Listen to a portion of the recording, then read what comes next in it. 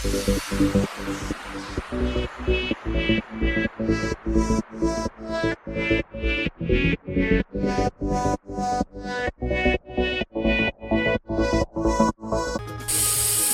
पाण्यामध्ये स्वच्छ कोथिंबीर काही असं धुवून घेते,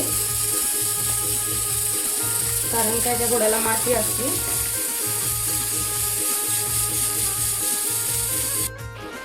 आता कोथिंबीर हे बघा ही अशी बारीक चिरून घेतलेली आहे. आणि आता हे चण्याचं पीठ घरीच दळलेलं आहे, हे चाळून घेतलेलं आहे मी.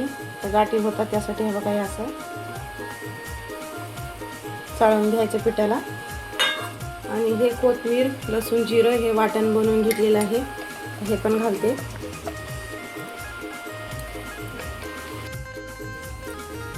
तर बघू शकता हिरव्या मिरच्या घेतलेल्या आहेत, लसूण घेतलेला आहे, जिरं घेतलेलं आहे. त्याचं वाटण बनवून घेते. थोडीशी हळद,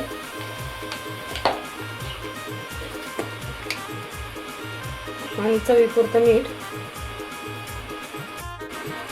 आता पाणी आपल्याला याच्यामध्ये थोडं थोडं घालायचं आहे, पाणी जास्त नाही घालायचं.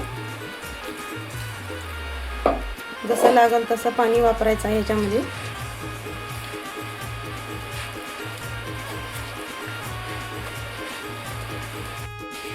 तर मी सर्व मिक्स करून घेतलेलं आहे. हे बघा असं घट्टच मिक्स करायचं आहे याला, पाणी जास्त घालायचं नाहीये. आता 10 मिनिटं याला मुरत ठेवते मी.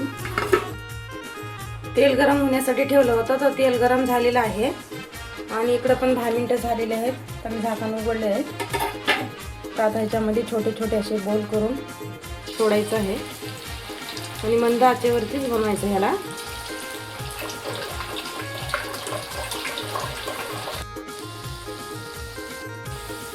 तर मी एका साईडने काही पलटी मारलेली आहे.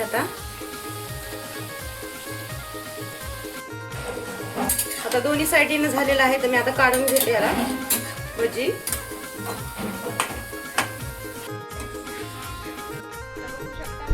भजी बनवून तयार आहेत.